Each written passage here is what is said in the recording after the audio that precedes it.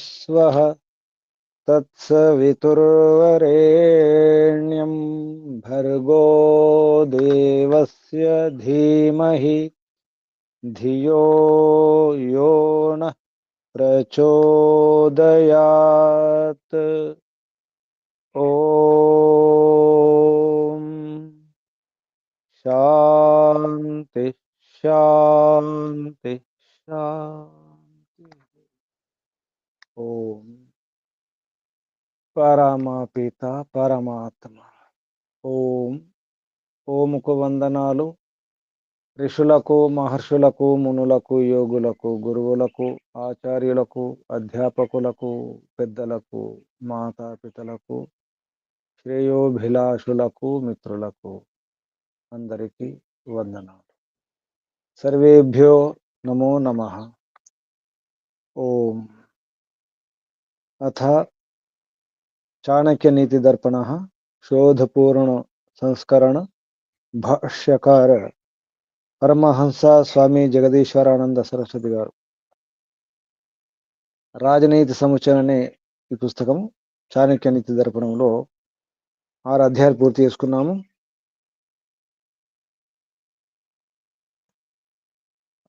చివర్లో 6వ అధ్యాయం చివర్లో గురువులు ఎవరెవరు గురువులు గుర్తుందా ఎవరికైనా?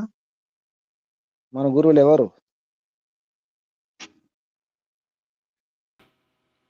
చెప్పండి? గాడిద, కొంగ, ఇంకా ముందు ఎవరు? సింహం. సింహం. సింహం నుంచి ఒక గుణం తీసుకోవాలి, పూర్తి శక్తిని ప్రయోగించాలి. చిన్న పనైనా పెద్ద పనైనా, చిన్న పామునైనా పెద్ద కర్రతో కొట్టవలెను. అంటే ఎంత చిన్న పనైనా పూర్తి ఏకాగ్రం చేయాలి, శక్తిని పుంజుకొని కూడా తీసుకొని పనిచేయాలి. తర్వాత గురువు ఎవరు? తర్వాత గురువు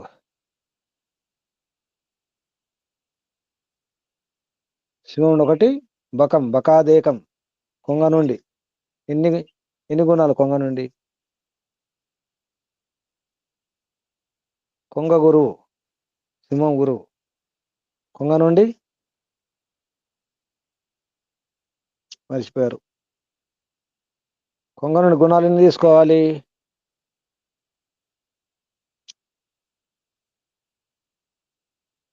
వినిపిస్తుందా?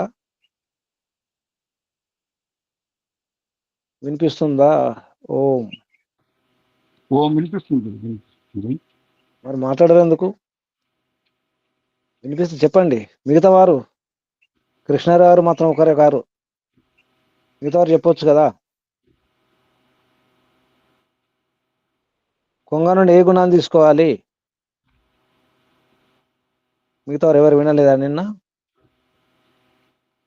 నిన్న విన్నవారు ఏకాగ్ర చిత్తం కలిగి ఉండాలి. చూడకుండా చెప్పాలి. ఇంద్రియం చూసి చెప్పడం కాదు, చూడకుండా చెప్పండి. ఎవరైనా నిన్న విన్నవారు, తరగతిలో నిన్న ఉన్నవారు విన్నవారు. సింహం నుండి ఒకటి, కొంగ నుండి ఒకటి. ఆ ఒకటేమిటి? గుర్తు చేసుకోండి. చూడకుండా చెప్పండి, పుస్తకం చూడకుండా, రాసుకున్నది చూడకుండా. అయితే గుర్తున్నట్టు. చూసి చెబితే గుర్తున్నట్టు కాదు. ఏకాగ్ర చిత్తం ఉండాలి గురించి. ఏకాగ్రత ఒకటే కాదు, ఇంకా ఉన్నాయి. అవును గురు. ఏమిటది? దేశమును కాలమును తన బలమును తెలుసుకొని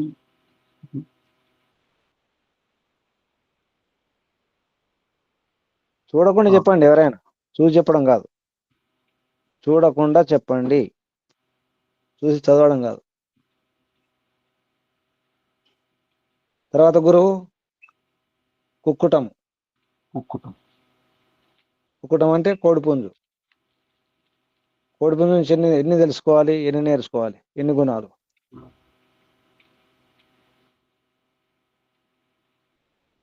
మిగతా వినట్లేదన్నమాట. నాలుగు నాలుగు తెలుసుకోవాలి గురు. మిగతా కృష్ణారావు గారు మీరు ఆగండి. అయ్యా మిగతా వారు నిన్న ఉన్నవారు విన్నవారు పిప్పినారాయణ గారు నిన్న విన్నారా ఉన్నారా? విన్నాను గురూజీ. ఆ, నిన్న ఉంటే వింటే చెప్పండి. కోడి పుంజం నుండి ఎన్ని గుణాలు తీసుకోవాలి? 4 గుణాలు. అవి ఏవి? ఆ 4 గుణాలు ఏమి తీసుకోవాలి, ఏమి నేర్చుకోవాలి? కనీసం ఒకటని చెప్పండి. కృష్ణారావు గారు మ్యూట్లో ఉండండి. మాట్లాడేంత మ్యూట్లో ఉండాలి.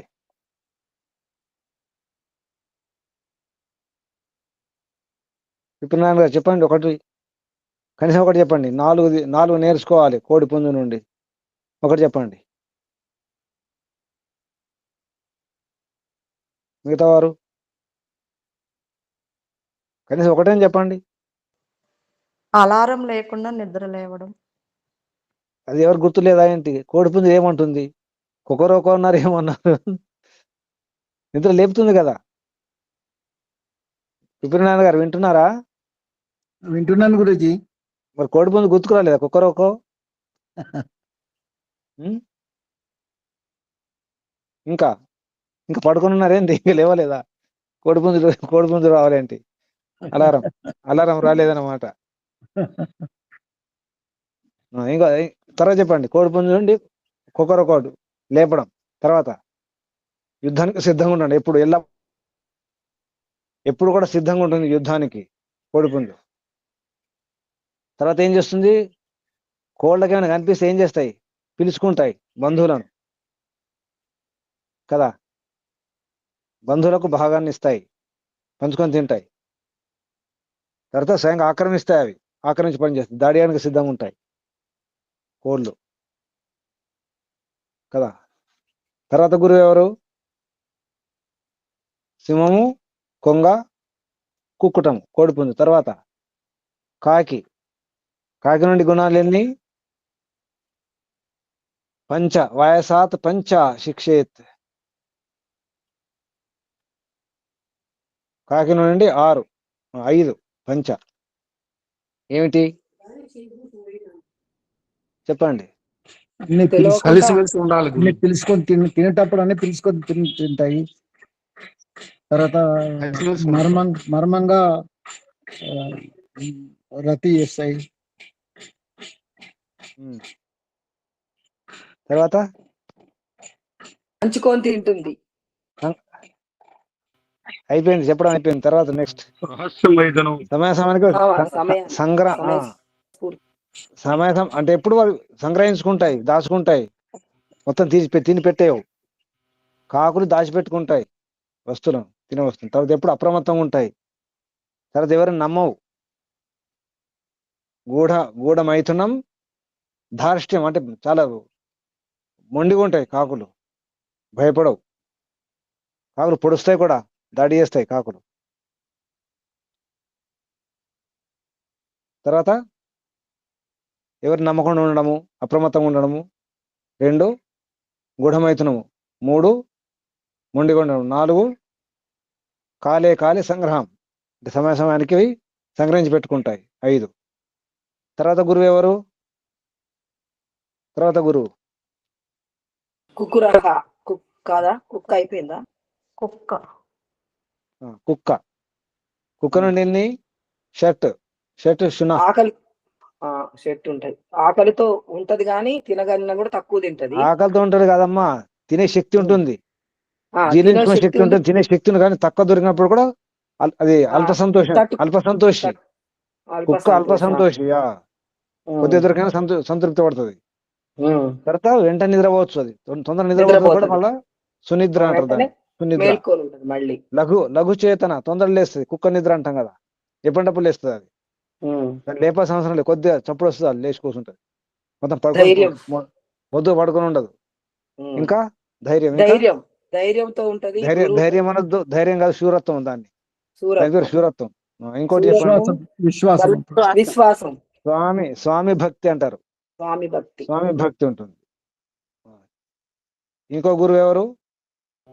గాడిద. గాడిద నుండి ఎన్ని? 3. మూడు చెప్పండి 3. కష్టపడి శ్రమ చేస్తది, ఎంతైనా బరువులు మోస్తుంది. మోస్తది. కాదు కాదు, అలసిపోయిన పని చేస్తుంది. ఎంత పని అలసిపోయిన అలసిపోయి సుశ్రాంత వహేదు, ఎంత అలసిపోయినప్పుడు కూడా పని చేస్తుంది. ఇంకా అర్థం అలసట ఉండదు. ఒంటి సాకలు చెప్పదు చేస్తూనే ఎప్పుడు. ఆ, ఇంకా అంటే శీతోష్ణాలను శీతోష్ణం నిగ్రహించుకుంటది, భరిస్తుంది. భరిస్తది. ఎండ ఉంది చలి ఉంది అని ఏం చెప్పదు. అది తృప్తిగా ఉంటుంది. మళ్ళీ 3 గుణాలు ఇవన్నీ కూడా గురువులు. మొత్తం ఎన్ని 3, ఎన్ని లక్షణాలు మొత్తం కలిపి 20. యా ఏతాన్ 20 గుణాన్, 20 గుణాలు. ఈ 20 గుణాలు ఎవరైతే ఆచరిస్తారో, నేర్చుకుంటారో వారికి కార్య అన్ని రంగాలు విజయం. విజయమే. అజేయ అన్నారు. సర్వాసు కార్య అవస్థాసు, ఏ కార్య అవస్థలో కూడా, ఏ అవస్థల్లో కూడా, ఏ పరిస్థితుల్లో కూడా, ఏ కార్యంలో కూడా అజేయమే, విజయమే. కార్య అవస్థాసు సర్వాసు అజేయ స భవిష్యతి. 20 గుణాల్లో ఎన్ని గుణాలు ఉన్నాయి చూసుకోండి. ఎవరికి వారు ఎన్ని గుణాలు నేర్చుకున్నారు. కొన్ని గుణాలు ఉన్నాయి, మనకు ఉన్నాయా లేవా? మనకు కొన్ని గుణాలను ఉంటాయి. జంతువుల గుణాలు ఎందుకు ఉంటాయి?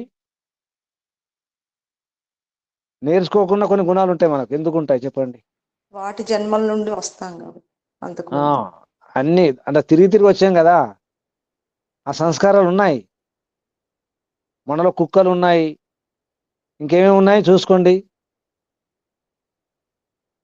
ఒకసారి చూసుకోండి. మీలో పాములు ఉన్నాయా? నక్కలు ఉన్నాయా? పులులు ఉన్నాయా? గోవులు ఉన్నాయా? ఏమున్నాయి? పావురాల గుణాలు ఉన్నాయి ఎవరికైనా? పావురం గుణం ఏమిటి తెలుసా ఎవరికైనా? పావురం గుణం, పావురం గుణాలు ఉన్నాయి ఎవరికైనా? మాట్లాడండి. అసలు పావురంలో ఏ గుణం ఉంటుంది అది తెలిస్తే కదా. చూస్తూనే ఉన్నాం కానీ గుణం చెప్పండి. అది పావురం తెలుసమ్మా. పిల్లి వస్తే కళ్ళు మూసుకుంటే అట్లనే కూర్చుంటది అక్కడ. పిల్లి కనిపిస్తే పారిపోవడం కాదు, కళ్ళు మూసుకుని అక్కడే కూర్చుంటది. ఆ గుణం ఉందా మీకు ఎవరికైనా? చూడండి.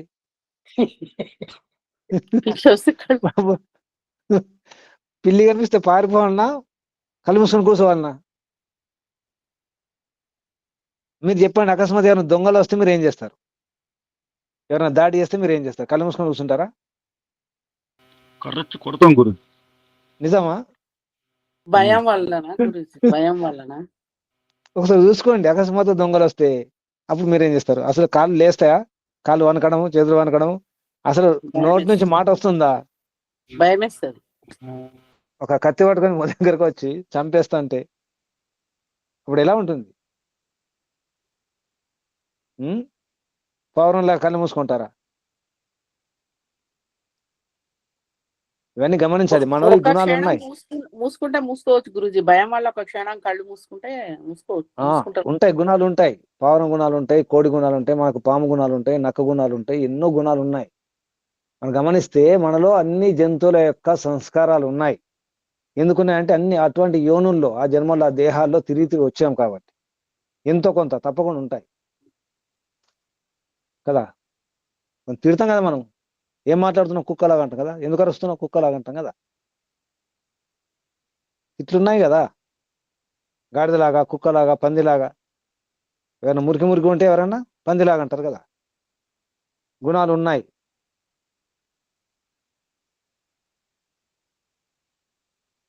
అయితే కొన్ని ఉంటాయి, కొన్ని విషయాలు ఉంటాయి.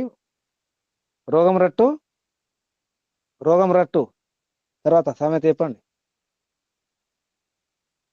అన్ని మర్చిపోతారు. ఇల్లు గుట్టు రోగం రట్టు, భోగం గుట్టు. అమ్మా సంసారం మార్చిన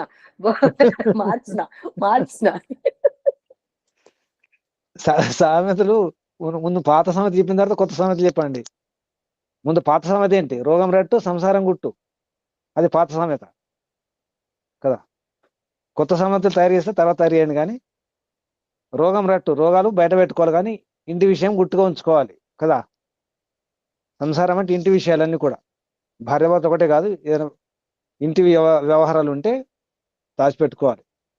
ఏమేమి దాచుకోవాలో చెప్తున్నారు, ఏ సమయాల్లో ఎటువంటి పరిస్థితుల్లో ఏమి దాచుకోవాలి అనే విషయం 7వ అధ్యాయంలో చెప్తున్నారు. అథ సప్తమోధ్యాయ చాణక్య నీతి దర్పణ తత్ర సప్తమోధ్యాయంలో మొదటి శ్లోకం చూడండి. మొదటి శ్లోకం, అర్థనాశం మనఃస్థాపం గృహే దుశ్చరితాని చ వంచనం చ అపమానం చ మతిమాన్ నా ప్రకాశేత్. చెప్పకూడదు, నా ప్రకాశే, బయట పెట్టకూడదు, నా ప్రకాశేత్. చెప్పండి, తెలుగులో అర్థం చెప్పండి పుస్తకాలు ఉన్నవారు. ఓం నమస్తే గురుజీ. చెప్పండి. ధనము పోయినను, మనసునకు సంతాపము కలిగినను, ఇంటిలో దోషములున్నను, ఇతరులచే మోసరించబడినను, అవమానింపబడినను బుద్ధిమంతుడు వెల్లడి చేసుకునకూడదు. వివరణం: పైన చెప్పబడిన విషయములను ఇతరులకు చెప్పినచో ఎగతాళి చేయుదురే కాని సానుభూతిని చూపరు. ఇవి సొంత విషయములు కావున వీరినెంత దాచుకొనినా అంత మంచిది, వెల్లడి చేయరాదు. ఓ నమస్తే గురు. ఇంటి గుట్టు బయట పెట్టుకోకూడదు. ఇంటి గుట్టు బయట పెడితే వాళ్ళు చేసేది ఏమి ఉండదు, ఎవరేం చేయరు కదా. అవును గురు. ఎవరేం చేయరు, చేసేది ఏమి ఉండదు. అలాగే ఇంటి వ్యవహారాల్లో కూడా వేరే వాళ్ళు, కొత్త వారు, బయట వారు తలదూర్చడం కూడా మంచిది కాదు. భార్యాభర్తల విషయంలో కానీ కొన్ని విషయాలు ఉంటాయి, వదిలేసేయాలి. తల్లిదండ్రులు, అత్తమామలు కూడా భర్త విషయంలో రాకూడదు. మరి అంత భయంకర పరిస్థితి ఉంటూ వెళ్ళొచ్చు, చేయొచ్చు, సమస్య పరిష్కారం చేయవచ్చు. కానీ చీటికి మాటికి చిన్న చిన్న గొడవలు ఉంటాయి, అటువంటి వ్యవహారాల్లో వెళ్ళకూడదు. ఇక్కడ అర్థనాశం ఉన్నారు, ధననాశనం అయినప్పుడు కూడా ఎక్కువ చెప్పుకోకూడదు.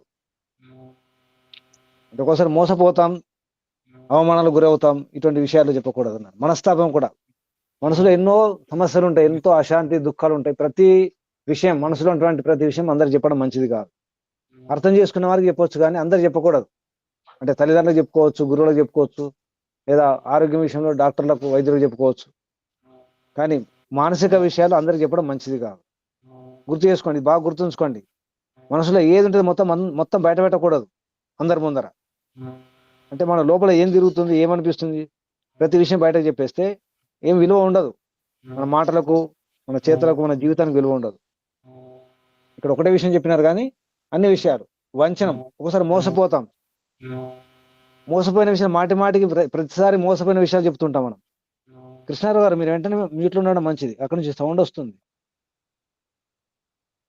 మోసపోతాం, ప్రతిసారి మోసపోయిన విషయం చెప్తుంటే మనకు అటు బుద్ధి లేదని చెప్పి తెలిసిపోతుంది.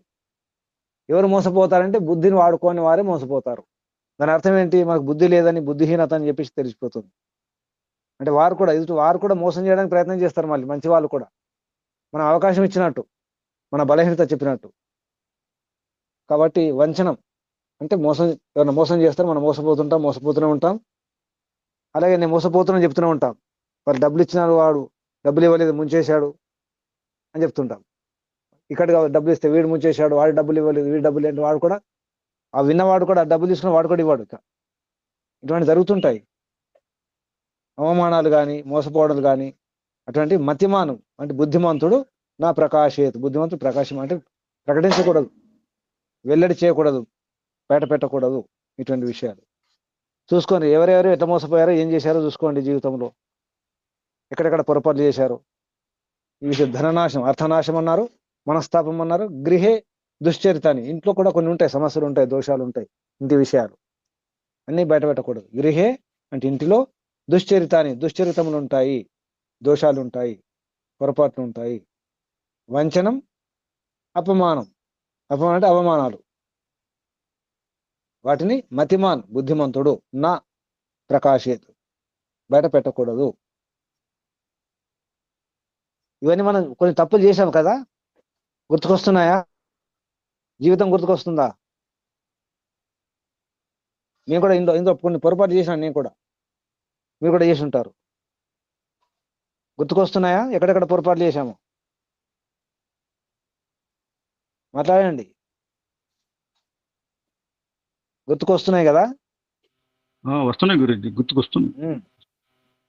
అంటే ఇవే కాకుండా కొన్ని అంటే కొంత లిస్ట్ ఇచ్చినారు, ఇంకా పెద్ద లిస్ట్ ఉంటుంది. ఇంకా ఇక్కడ కొన్ని మాత్రమే. ఆచార్య చాణక్య వారు కొన్ని చెప్పినారు ఇక్కడ. అర్థనాశం, మనస్తాపం, గృహ దుశ్చరితం, వంచనం, అపమానం. కానీ ఇంకెన్నో ఉన్నాయి అని గుర్తు చేసుకోండి. కొన్ని చెప్పకూడదు, కానీ రోగాల గురించి చెప్పవచ్చు. కొన్ని విషయాలు బయట పెట్టుకోవాలి. అంటే ప్రతి విషయం లోపల ఉంచుకోవాలి, దాచుకోవాలని కాదు. ఏ విషయాలు దాచుకోవాలి, ఏ విషయాలు దాచుకోకూడదు, ఎక్కడ మనం దాన్ని ఏమంటారు, వ్యవహారంలో సంకోచించడం,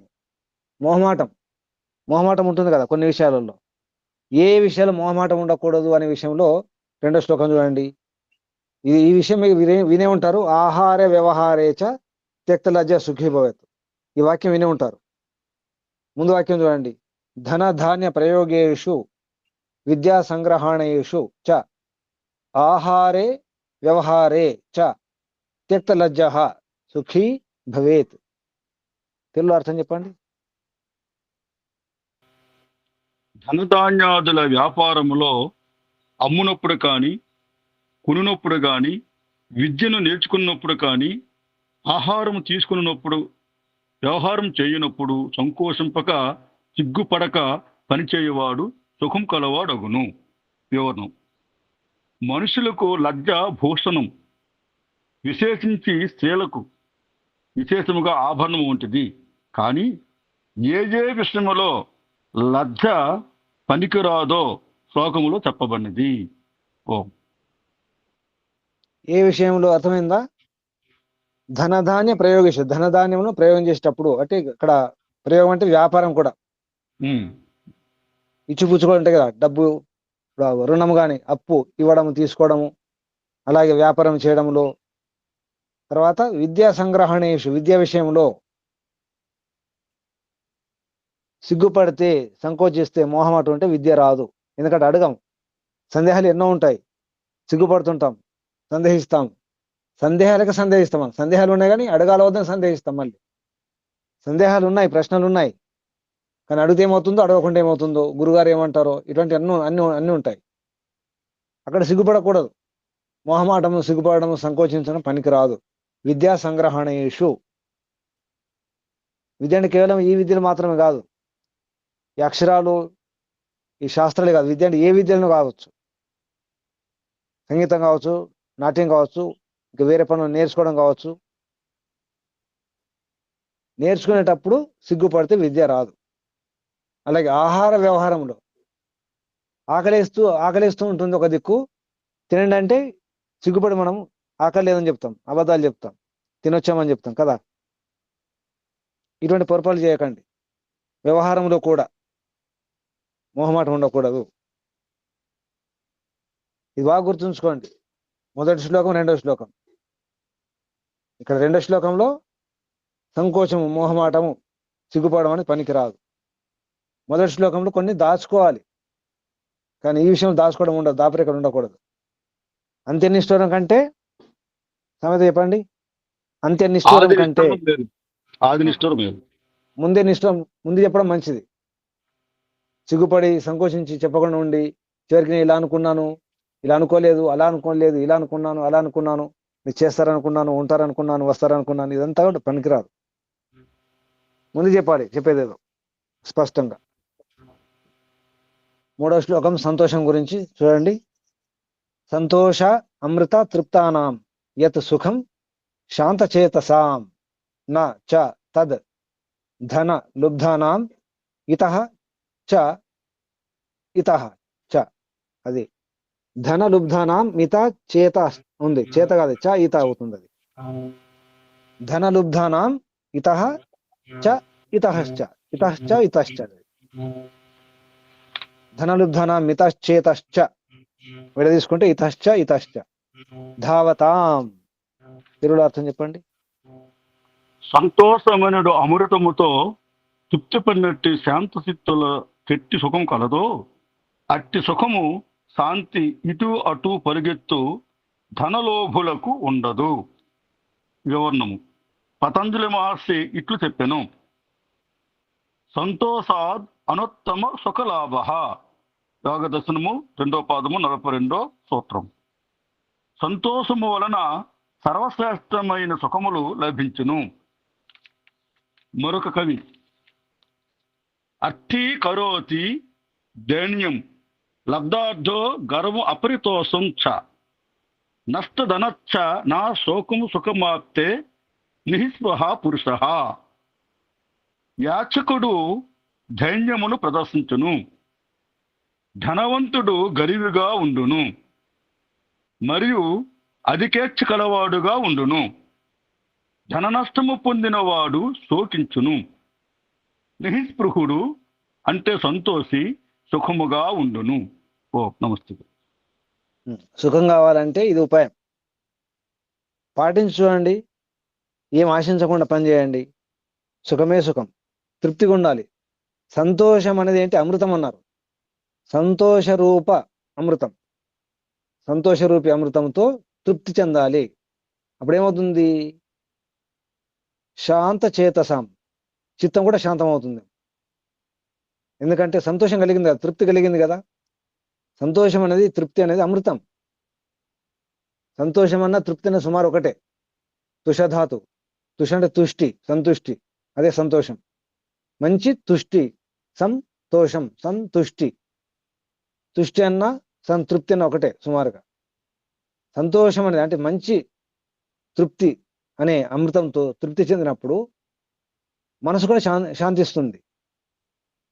శాంత చేతసాం అటువంటి వారికి ఎత్ సుఖం, ఏది సుఖం కలుగుతుందో ఆ సుఖము ధనలోభి, ధనం కొరకు అటు ఇటు డబ్బు అని పరిగెత్తుంటారు కొందరు. ఆకలి దప్పికలు మానుకొని, నిద్ర మానుకొని, సుఖాలు మానుకొని అన్ని పక్కన పెట్టేసి అడ్డగోలుగా మోసాలు చేస్తూ, పాపం లేదు పుణ్యం లేదు, అటువంటి వారు డబ్బు సంపాదిస్తూ ఏం చేస్తారు? తిరుగుతుంటారు. చివరికి ఏ సంతృప్తి ఉండదు, ఏ సుఖం ఉండదు, ఆరోగ్యం చెడిపోతుంది. ఆ డబ్బంతా మళ్ళీ ఆసుపత్రులకు, మందులకు, వైద్యులకి ఇవ్వాల్సి వస్తుంది కదా. కాబట్టి సంతోషాత్ అనుత్తమ సుఖలాభం అన్నారు పతంజలి మహర్షి. సంతోషాత్, సంతోషం వలన ఉత్తమ సుఖలాభం అంటే శ్రేష్టమైనటువంటి, సర్వశ్రేష్టం. ఉత్తమ కాదు, అనుత్తమ అన్నారు. అంటే దాన్ని మించినటువంటి ఉత్తమ సుఖము లేదు. లాభం అంటే ప్రాప్తి, సుఖం లభిస్తుంది, సుఖప్రాప్తి అవుతుంది సంతోషం వలన. అష్టాంగ యోగంలో యమనియమాలు వస్తుంది కదా. శౌచ సంతోష, శౌచ సంతోష అంటే ఒక్కొక్క దాంటి. శౌచం వల్ల శౌచాత్ స్వాంగ జగుప్స పరై అసంసర్గ. శౌచం అంటే వేరే వాళ్ళ శరీరాలు ముట్టుకోవాలి, తాకాలి అనిపించదు. ఎందుకంటే మన శరీరమే మురికిగా ఉంటుంది, అశుద్ధంగా ఉంటుంది, దుర్గంధ భూయిష్టం కదా. మన శరీరం చాలా దుర్గంధం ఉంది దానికి. ఇంత స్నానం చేసినప్పటికీ, మాటికి కడుక్కున్నప్పటికీ, ఇంత శుద్ధంగా ఉన్నప్పటికీ కూడా ఇంకా చెమట వాసనలు వస్తాయి, రకరకాల వాసనలు వస్తాయి. నా శరీరమే, ఇతర శరీరం ముట్టకూడదని చెప్పేసి అనిపిస్తుంది. అంటే అది లాభం అట. శౌచాత్ స్వాంగ జుగుప్సై. శౌచం వలన, శుద్ధి వలన సొంత అంగాలు జుగుప్స కలుగుతుంది. పరుల యొక్క అసంసర్గం అంటే ముట్టకూడదు అనిపిస్తుంది. సంసర్గం కాదు, తాకడం కాదు, తాకకూడదు అనిపిస్తుంది. అలాగే సంతోషం వలన లాభం, అనుత్తమ సుఖ లాభం.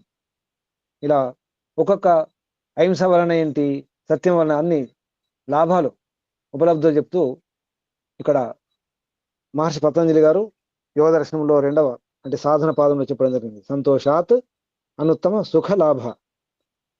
అలాగే ఒక కవి చెప్పినటువంటి, ఇందులో సంస్కృతంలో కవి ఒక శ్లోకం చెప్పినారు. అర్థీ కరోతి దైన్యం లబ్ధార్థో గర్వం అపరితోషం చ నష్ట ధనశ్చ స శోకం సుఖం ఆస్తే నిస్పృహ పురుష. నిస్పృహ అంటే సంతోషం అన్నమాట. తృప్తిగా ఉండేవాడు స్పృహ లేనివాడు. కష్ట నష్టాలు కానీ, లాభాలు, ఇవి సుఖ దుఃఖాలు, జయాపజయాలు, ఇటువంటి ఏం స్పృహ ఉండదు, నిస్పృహ. అటువంటి నిస్పృహ ఉన్నవాడికి సుఖమే సుఖం ఉంటుంది.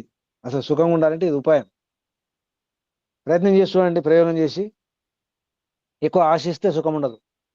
అతి ఆశ, పేరాశ, దురాశ దుఃఖాలకు చేటు కదా. ఎక్కువ ఆశిస్తే నిరాశ వస్తుంది. ఆశించేది ఎక్కువ, అనుకునేది జరగదు, లభించదు. అప్పుడు నిరాశ వస్తుంది, భయం వేస్తుంది కూడా, దుఃఖం కలుగుతుంది. తర్వాత శ్లోకం 4వ శ్లోకం చూడండి. ఇది కూడా సంతోషం సంబంధం ఉంది.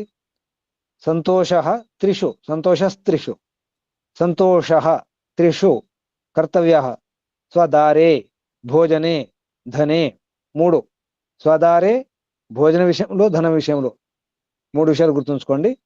సంతోషః త్రిషు కర్తవ్యః స్వదారే భోజనే ధనే త్రిషు చ ఏవ చైవ త్రిషు చ ఇవ న కర్తవ్య అధ్యయనే న కర్తవ్యోధ్యయనే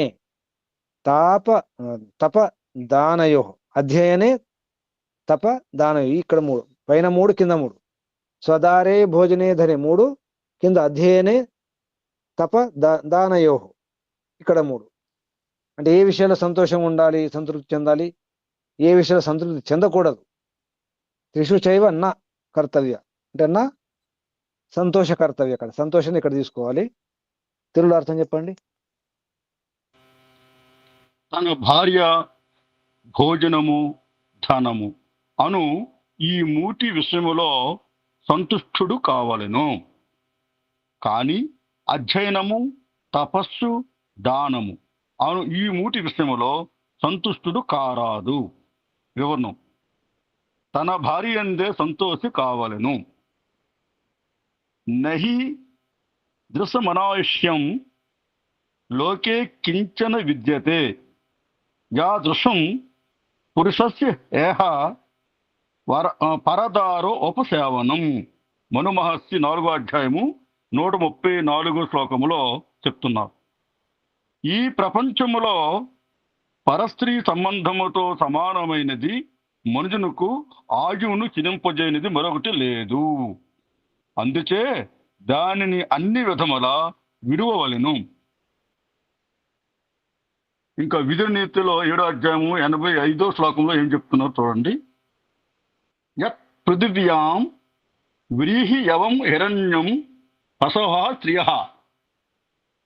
నా అలమేకస్య తత్పర్వమితి పశ్యన్న నా ముహ్యతి. పృథివియందు ధాన్యము, యవలు, బంగారము, పశువులు, స్త్రీలు ఎన్ని కలవో అవన్నీ ఒక్క మనుషునికే చాలవు అను ఆలోచన గల మనుజుడు మోహములో చిక్కుకొనడు. భోజన విషయములో సంతోషింపవలెను. హితము మితమునైన భోజనము చేయవలెను. ఇతరుల భోజనం చూసి ఆశ పడరాదు. మను మహర్షి చాలా ఎక్కువగా ఉంది గురించి చదువుతున్నాను. ఈ 4వ శ్లోకానికి చాలా ఎక్కువ వివరణ ఇవ్వడం జరిగింది. చెప్పండి. అనారోగ్యం అనావశ్యం అస్వర్గ్యం చ అతి భోజనం అపుణ్యం లోక విద్విష్టం తస్మాత్ తత్ పరివర్జయేత్.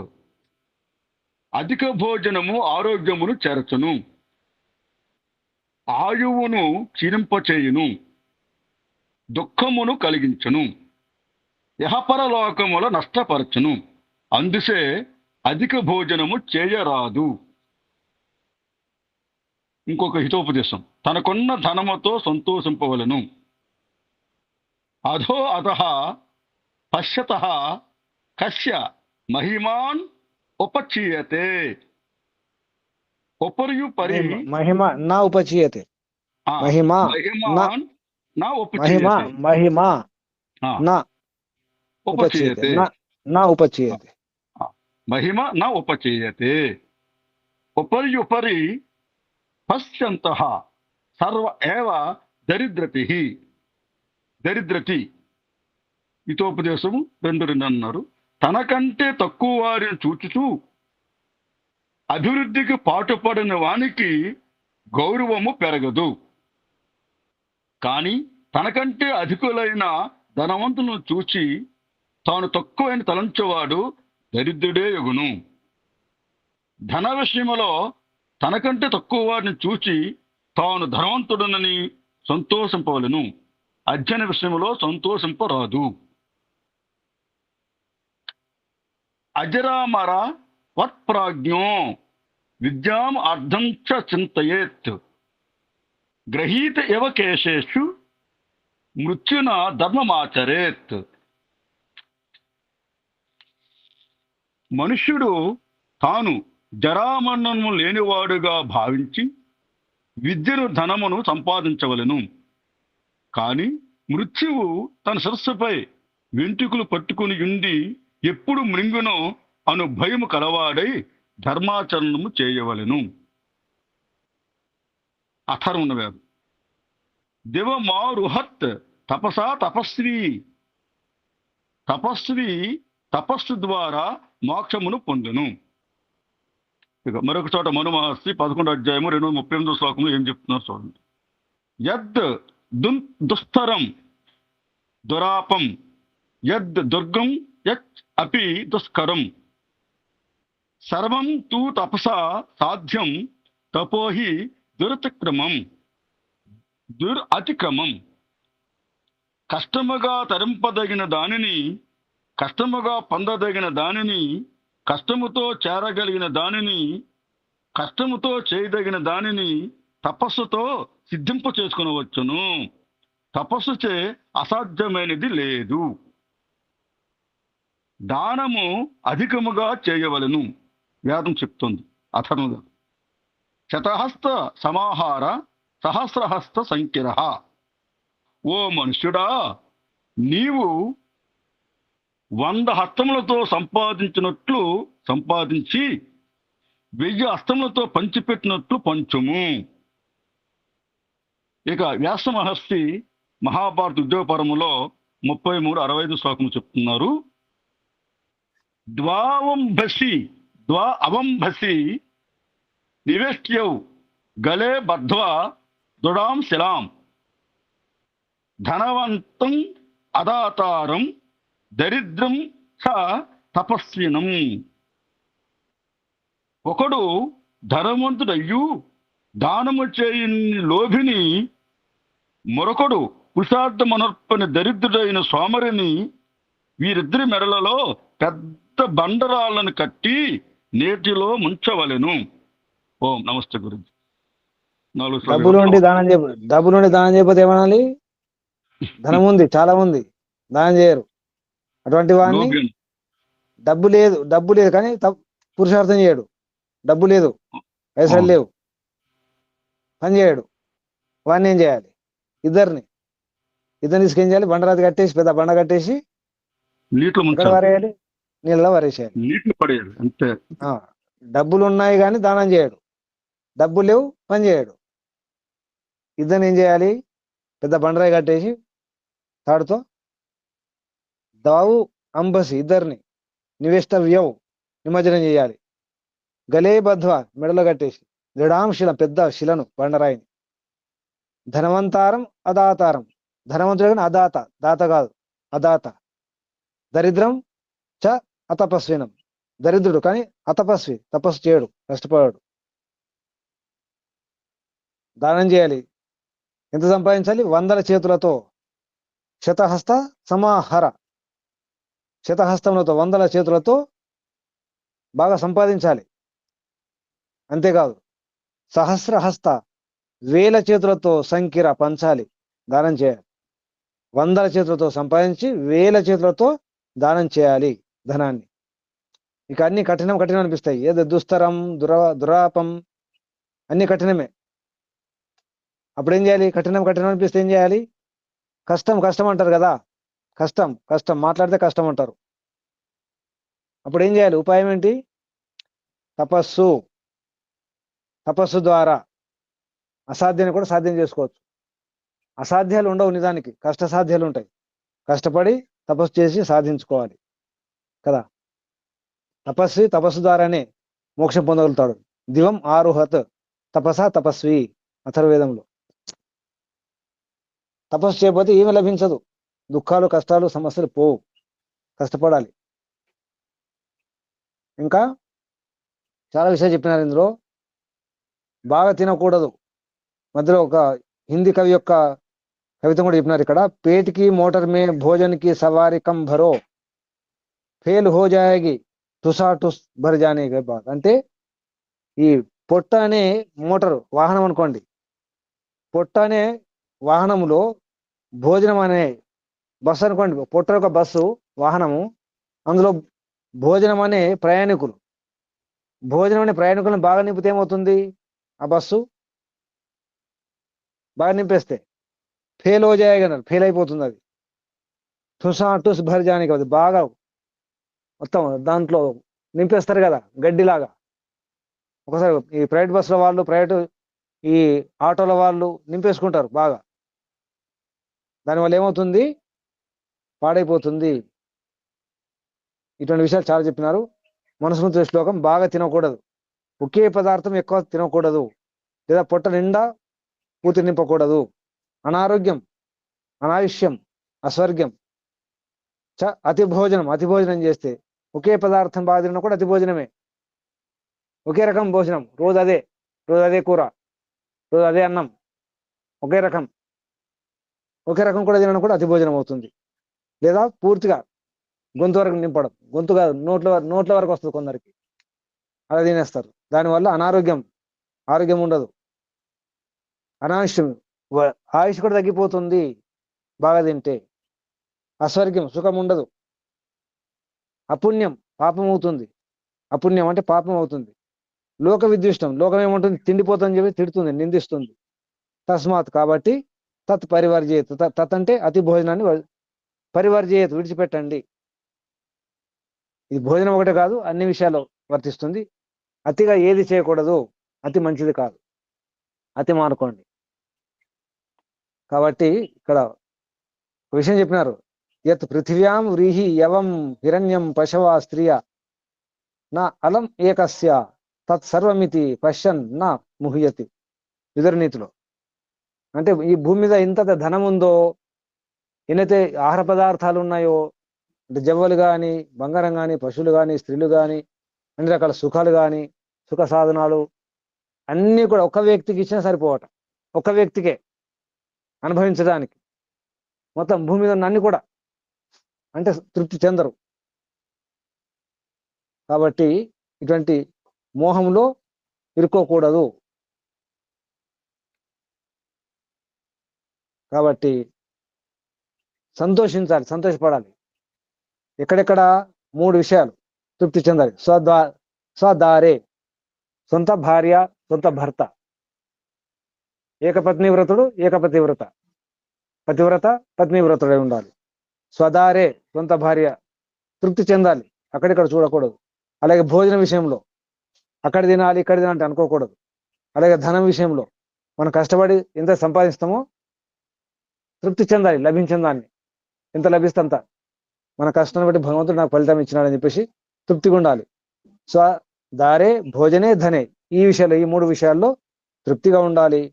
సంతోష కర్తవ్య, సంతోషంని చేసుకోవాలంటే తృప్తి చెందాలి. కానీ ఇంకా 3 ఉన్నాయి.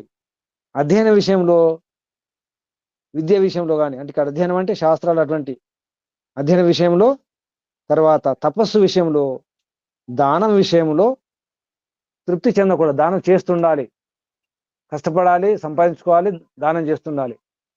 దానం చేసి చాలా దానం చేసినాను, దానం అంటే కేవలం డబ్బు మాత్రమే కాదు, విద్యాదానం కూడా, అన్ని కూడా.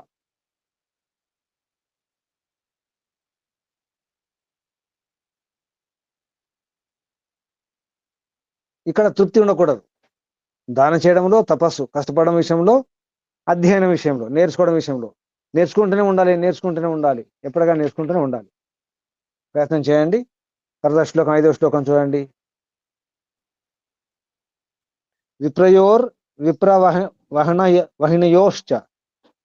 విప్రయోర్విప్రవహణయోశ్చ దంపత్యో స్వామిభృత్యయో అంతరేణ నా గంతవ్యం హలస్య వృషభస్య చ. అంటే మధ్యలో పోకూడదు, కొన్ని వ్యవహారాల్లో మధ్యలో వెళ్ళకూడదు.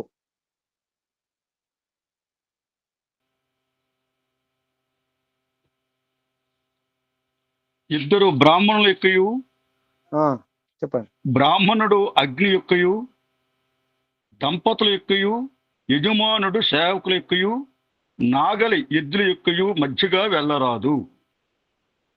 అంతే మరి వివరణ మళ్ళలేదు తాత్పర్యం. వెళ్తే ఏమవుతుంది? ఎద్దులు ఉన్నాయి, నాగలి ఉంది, మధ్యలో వెళ్తే ఏమవుతుంది? వెళ్ళి చూడండి ఒకసారి. ఎద్దులు నాగలి చూశారు కదా మధ్యలో వెళ్తే ఏమవుతుంది? కుమ్మేస్తాయి. మిమ్మల్ని దున్నేస్తాయి. ఆ నాగలి మిమ్మల్ని దున్నేస్తుంది. హలస్య వృషభస్య. హలం అంటే నాగలి, వృషభం ఎద్దుల మధ్యలో వెళ్ళకూడదు. అలాగే ఇంకా ఉన్నాయి కొన్ని. స్వామి భృత్యో, స్వామి సేవకుల మధ్యలో కూడా వెళ్ళకూడదు. దంపతుల మధ్యలో, పతిపత్నుల మధ్యలో వెళ్ళకూడదు. అలాగే విప్రయో, ఇద్దరు బ్రాహ్మణుల మధ్యలో, ఇద్దరు విద్వాంసులు మాట్లాడుకుంటున్నారు, మనం వెళ్ళి మాట్లాడితే ఎలా ఉంటుంది? వాళ్ళు ఏదో విషయంలో చర్చిస్తున్నారు అనుకోండి, సంవాదం చేస్తున్నారు, మధ్యలో వెళ్ళి మనం మాట్లాడితే ఎలా ఉంటుంది? తర్వాత విప్ర వహనీయం అన్నారు. ఇక్కడ బ్రాహ్మణుడు, వహిని అంటే అగ్ని, ఇక్కడ యజ్ఞం అన్నమాట. బ్రాహ్మణుడు యజ్ఞం మధ్యలో పోకూడదు. బ్రాహ్మణుడు యజ్ఞం ఇద్దరు చేసుకో, అక్కడ అగ్ని ఉంది, అగ్నిహోత్రం జరుగుతుంది, బ్రాహ్మణుడు ఉన్నాడు, ఆ మధ్యలో వెళ్తే ఎలా ఉంటుంది? వారు అనుకున్న మంత్రం ఏమిటో, వారు అనుకున్న ఆహుతి ఏమిటో మనకు తెలియదు కదా. మధ్యలో వెళ్ళి మనం ఆహుతి ఇస్తే ఎలా ఉంటుంది?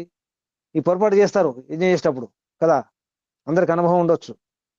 మధ్యలో వచ్చి ఎవరో ఆహుతి ఇచ్చేస్తుంటారు, మధ్యలో వచ్చి ఏదో ఒక మంత్రం చదివిస్తుంటారు కదా.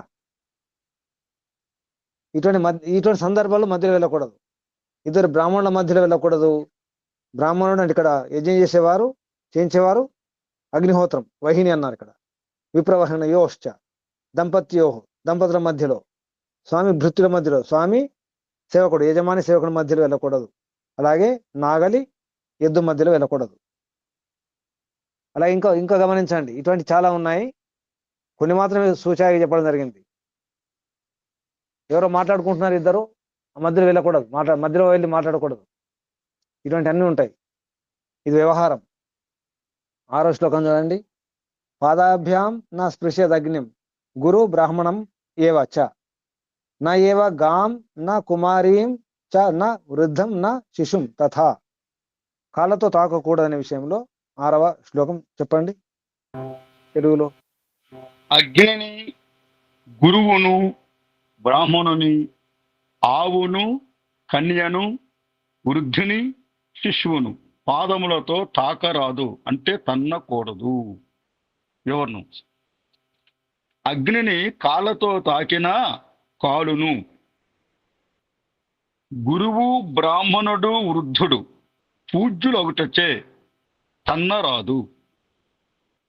కుమారి, శిశువు చిన్నవారైనను వీరు భావి రాష్ట్ర నిర్మాతలు కావున కాలితో తన్నరాదు. ఆవును తన్నిన వారికి వేదములో దండన విధింపబడి ఉన్నది. అతను వేదం. యక్షగాం పదాస్ఫరతి ప్రత్యగ్ని సూయంచ మేహతి. ప్రత్యంగ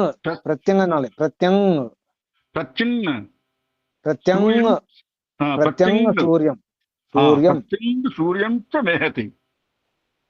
తస్య వృక్షామితే మూలం ఛాయాం కరవో అపరం. నా ఛాయాం, మూలం నా ఛాయాం, నా ఛాయాం, నా ఇక్కడ నా రాసుకోండి. నా ఛాయాం, ఛ మహాప్రాణం, ఛాయాం కరవో అపరం.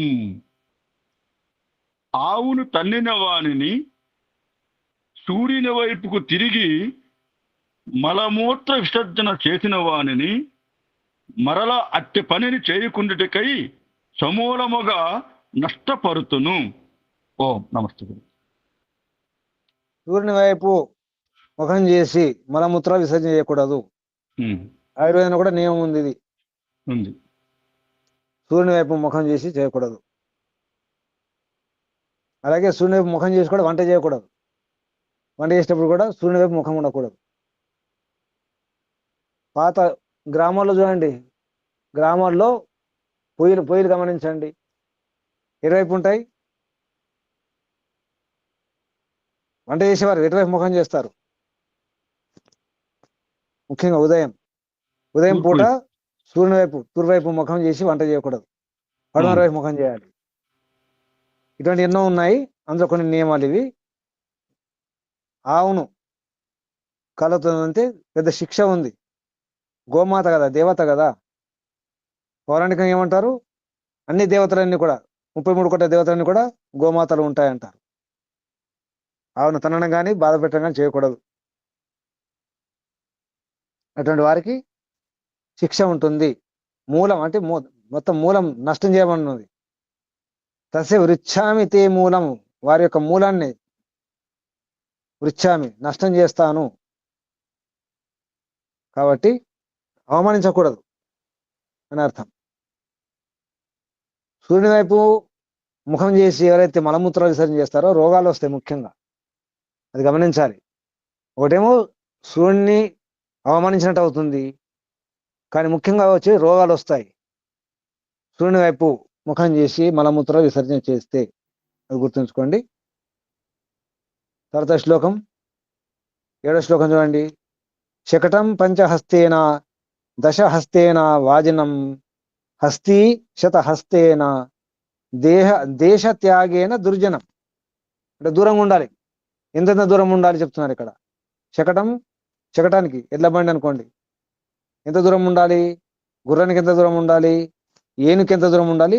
దుర్జనునికి ఎంత దూరం ఉండాలి చెప్తున్నారు. తెలుగులో అర్థం చెప్పండి. బండిని 5 చేతుల దూరముగాను, గుర్రమును 10 చేతుల దూరముగాను, ఏనుగును 100 చేతుల దూరముగాను దుర్జనుని దేశాంతరములోను విడువవలెను. వివరణం. దుర్జనుడు మిక్కిలి భయంకరుడొకటచే అతని నుండి రక్షించుకొనుటక అతనిని దేశాంతరములో విడువవలెను, లేనిసో ఎవరును సుఖపడడు. ఓ నమస్తే గురు. అంతే ఇచ్చారు. దుర్జనుడు చాలా దూరంగా ఉండాలి, దుష్టులకు దూరంగా ఉండవలెను. సామెత ఉంది కదా. ఎంత దూరంగా ఉండాలి? దుష్టులకు ఎంత దూరం ఉండాలి? దుష్టులకు దూరంగా ఉండవలెను. ఎంత దూరం ఉండాలి? దేశాంతరం. దేశం అట, దేశమే. అంత భయంకరం అనమాట దుష్టుడు. బండి అయితే 5 చేతులు, గుర్రానికి 10 చేతులు, ఏనుగైతే 100. దుర్జనునికి దేశమే. దేశ త్యాగేన, దేశం విడిచిపెట్టాలన్నమాట. కానీ ఇప్పుడు పరిస్థితి మార్చుకోవాల్సి వస్తుంది. ఇప్పుడు ఏ దేశం వెళ్ళినా ఎక్కడ వెళ్ళినా దుర్జనులు ఉంటారు. అప్పుడు ఏం చేస్తారు మరి? ఎక్కడికి వెళ్ళినా దుర్జనులు ఉంటే ఏం చేస్తారు అప్పుడు? పరిష్కారం చెప్పండి. ఎక్కడికి వెళ్ళినా దుర్జనులు ఉంటారు, అప్పుడు ఏం చేస్తారు? వారికి దూరంగా ఉంటాం గురించి, అంతే. అదే ఎక్కడికి వెళ్ళినా దుర్జనులు ఉంటారు, అప్పుడు మీరేం చేస్తారు? అప్పుడు మనం దూరంగా ఉండాలి. అదే మనము ఎక్కడ వెళ్ళినా దుర్జనులు ఉంటారు కదా, అప్పుడు ఎక్కడ ఉండాలి? మీరు ఎక్కడికి వెళ్ళినా దుర్జనులు ఉంటారు. ఉపేక్ష గురూజీ, ఉపేక్షనా? ఉపేక్ష వారిని దూరం ఉంచాలమ్మా. దుర్జనులను దూరంగా ఉంచవాలను. సామెత మార్చుకోండి ఇప్పుడు. కొత్త సామెత. దుర్జనులను దూరంగా ఉంచవలేను, దగ్గరికి రానివ్వకూడదు. అర్థమవుతుందా పద్మాతమ్మ గారు? పద్మాతమ్మ గారు వింటున్నారా? వింటున్నా గురూజీ, వింటున్నా. అర్థమవుతుంది. ఎక్కడికి వెళ్ళినా దుర్జనులు ఉంటారు, అప్పుడు ఎక్కడికి వెళ్తారు మరి? అది అందుకని వాళ్ళకే దూరం ఉంచాలి వాళ్ళని. అంత ధైర్యం ఉండాలి మరి మనకు. ఉండాలి, అంత త్యాగం రావాలి. త్యాగం కాదు, ధైర్యం, విశ్వాసం, బలము, ధైర్యం, సాహసం ఉండాలి. రౌడీలకి రౌడీ అయితే ఎలా ఉంటుంది? దుష్టులకే దుష్టుడు కావాలి. దుష్టులకే దుష్టుడు అనమాట, మంచి వాళ్ళకి దుష్టుడు కాదు. దుష్టులకే దుష్టుడు. దుష్టుడు మంచివాడ చెడ్డవాడా? దొంగలకే దొంగ. దొంగలకు దొంగ ఏమవుతాడు? దొంగలను దోసుకునేవాడు ఏమవుతాడు? ఇంకా పెద్ద దొంగ అవుతాడు. ఏముంది? కాదు, దొరవుతాడు. శత్రు మిత్రుడు అవుతాడమ్మా. శత్రువుకి శత్రు ఏమవుతాడు? మిత్రుడు అవుతాడు కదా. శత్రువుకు శత్రు మిత్రుడు కదా. దొంగలకు దొంగ దొరవుతాడు. దుష్టులకు దుష్టుడు మంచివాడు. దోసుకుంటుండు కాబట్టి దొర అవుతుండు అనమాట. అంతే కదా, దొంగలను దోసుకుంటున్నాడు కదా, మంచి వాళ్ళం కాదు కదా. ఇప్పుడు సామెత మార్చుకోండి. దుష్టులను దూరంగా ఉంచాలను, దానికి సాహసము, ధైర్యము, బలము అవసరం ఉంది. దాన్ని పెంచుకునే ప్రయత్నం చేయండి. తర్వాత శ్లోకం చూడండి, 8వ శ్లోకం. హస్తి అంకుశ హస్తేన వాజి హస్తేన తాడ్యతే శృంగి లగుడ హస్తేన ఖడ్గ హస్తేన దుర్జన. ఇక్కడ చెప్పింది చూడు, దుర్జనుని ఏం చేయాలో చెప్తాను ఇక్కడ. 8వ శ్లోకంలో దానికి సమాధానం ఉంది. దుర్జనుని ఏం చేయాలో చెప్పండి.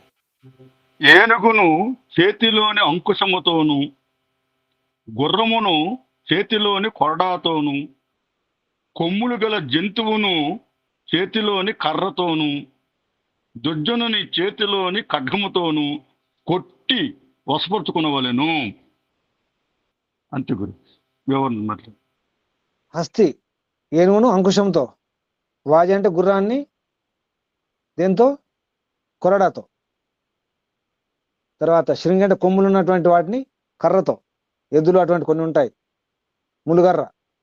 లగుడ అంటే కర్రతో, లగుడ.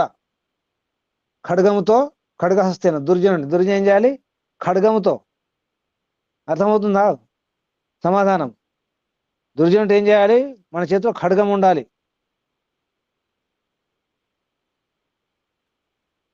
ఈ రోజుల్లో అవసరం ఉంది, దుర్జనులు పెరిగిపోతున్నారు కాబట్టి తప్పకుండా మన చేతిలో ఖడ్గం ఉంచుకోవడం అవసరం ఉంది.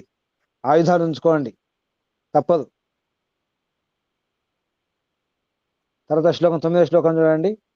తుష్యంతి భోజనే విప్ర మయూర ఘన గర్జనే సాధవ పరసంపత్తౌ కలహ పరవిపత్తిషు. కలహ పరవిపత్తిషు. తుష్యంతి విప్రులు భోజనంతో తృప్తి పడతారట. చెప్పండి తెలుగులో అర్థం. బ్రాహ్మణులు పొట్ట నిండా భోజనము చేసిన సంతోషించరు. నెమళ్ళు మేఘముల గర్జనలతో అంటే ఉరుములతో ప్రసన్నములై పురివిప్పి ఆడును. సజ్జనులు ధనధాన్య సంపన్నులకు ఇతరులను చూచి సంతుష్టులగుదురు. దుష్ట స్వభావము కలవారు ఇతరులు ఆపదలో ఉన్నచో చూచి సంతోషింతులు అనుటకు ఈ కింద ఒక శ్లోకం చెప్పబడింది. యథా పరోపకారేషు నిత్యము జాగర్తి సజ్జన తథా అపర అపకారేషు జాగర్తి సతతం కలహ. సజ్జనులు ఇతరులకు ఉపకారము చేయుటకు నిత్యము సిద్ధముగా ఉన్నట్లు దుష్టులు ఇతరులకు కీడు చేయుటకు ఎల్లప్పుడూ సిద్ధముగా ఉందరు. నమస్తే గురు. షార్ట్ అంటారు కదా, ఎదుటివారు బాధపడుతుంటే నవ్వేవారు, సంతోషపడేవారు ఉంటారు కదా. పర అపకారేషు, పరులకు అపకారం చేయడంలో ఎప్పుడు సిద్ధంగా ఉంటారు. సతతం కల, జాగరూకులై ఉంటారు. అంటే చెడు చేయడానికి, నష్టం చేయడానికి, బాధ పెట్టడానికి. కల అంటే కలుడు, దుష్టుడు అన్నమాట. కలునకు నిలువెల్ల విషయం గదరాసుమతి. కలునికి చెడ్డవానికి నిలువెల్ల విషయమే. కానీ సజ్జనుడు పర ఉపకారేషు, పరోపకారం చేయడంలో నిత్యము జాగరూకుడై ఉంటాడు సజ్జనుడు. విప్రులు బ్రాహ్మణులు కడుపునిండా భోజనం ఉంటే చాలు, సంతోషంగా ఉంటారు. ధనం కావాలి, సుఖ సాధనాలు కావాలి, అవి కావాలి, ఇవి కావాలి, భోగ విలాసాలకు ఆలోచించారని అర్థం. అంటే కొంత భోజనం దొరికితే చాలన్నమాట. అలాగే నెమళ్ళు ఘన అంటే మేఘాలు గర్జించినప్పుడు నెమలు నాట్యం ఆడతాయి, తృప్తి చెందుతాయి అన్నమాట. సాధువులు పరసంపత్తు, ఇతరులు బాగా సంపాదించుకుంటే సంతోషపడతారు.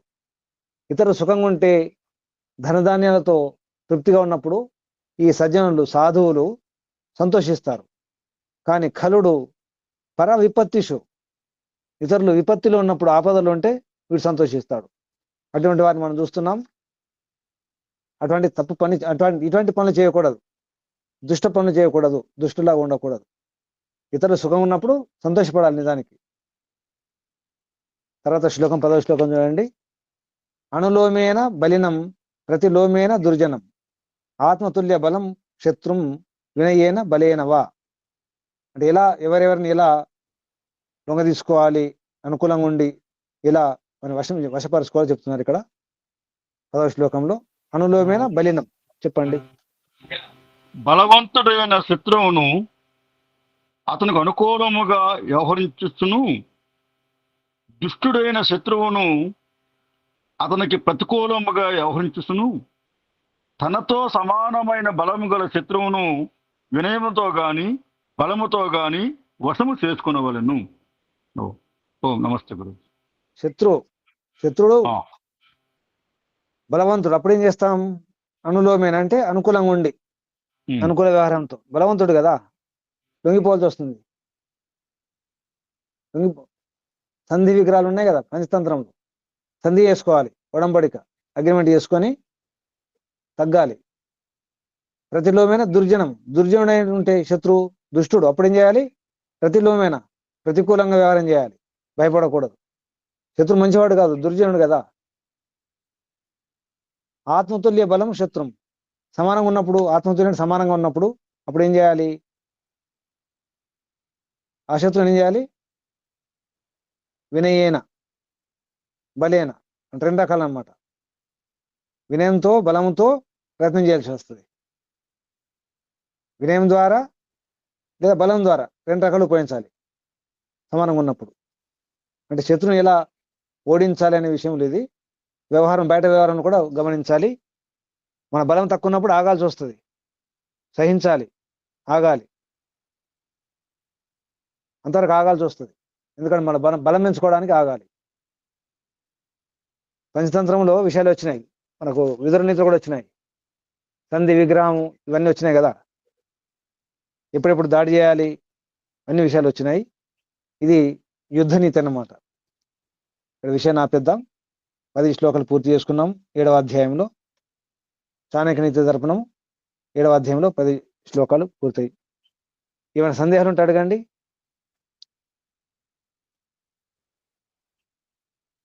పూర్తి చేసుకోండి. ఎక్కడెక్కడ మనం ఎలా వ్యవహారం చేయాలో, ఎలా ఉండాలో ఇందులో కొన్ని విషయాలు మీకు అనుకూలమైనటువంటి నీతులు తీసుకోండి. ఆపేద్దామా? ముగించేద్దాం. ముందుగా పరంపిత పరమాత్మకు, ఋషులకు, మహర్షులకు అందరికీ వందనాలు, మీకు అభివందనాలు. పరమపిత పరమాత్మ శుభాశిస్సులు. ఓం శం. సర్వేభ్యో నమో. ఓం నమస్తే గురు.